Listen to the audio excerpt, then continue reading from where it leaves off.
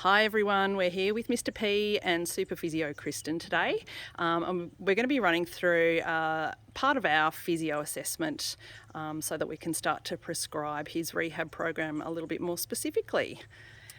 Awesome. All right, well, the first thing that we probably want to look at when we're doing an assessment, and this is something that you can easily do at home yourself as well, is to look at their body condition score. Now, if you haven't seen a body condition score as well, we're going to pop a link up on our website so you can have a look at that. But essentially, we want to stand back and look at the horse. And the body condition score is going to give us a rating out of 1 to 9. And essentially, it's just looking at the general condition of the horse. So in terms of his posture, his weight, and his muscle. So first thing we want to do is, easiest place to start with is just looking at the ribs. And are the ribs easily visible? So with him, we would say, no, not really. So we know that he is at least a 4. We then come and have a feel and go, okay, I can feel his ribs. There is a little bit of cover over his ribs there. If I then come over the hindquarters and down towards his tail, I can feel the bones, but again, there is a little bit of covering. It's a little bit of fat over the top of that. We won't say that too loud.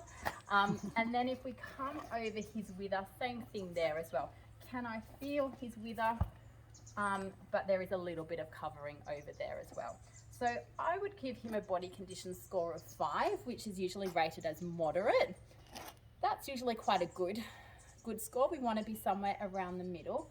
However, given his injury, we want to make sure that he doesn't go any higher than that. So even ideally, we'd like him to be between a 4 and a 5. So we'll just have to make sure he doesn't put on any more weight than that, because obviously that puts more stress and load on the tendon, the more weight that he is carrying. And we know he likes his food, so that's something that we need to be quite conscious of.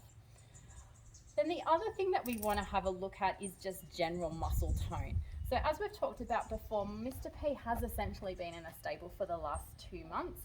We've had him for a couple of weeks now, so we are starting to walk him and letting him out for a little bit of grazing, but he's not doing much. He was racing fit before we got him, so he was in pretty good condition. And just looking at him generally, we can see that he's maintained that really well. He's looking quite good.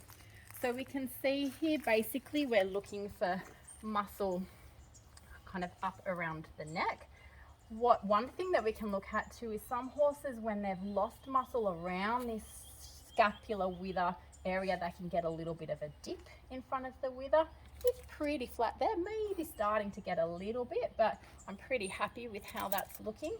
We can see posturally that he doesn't have a real dip or extension in his back.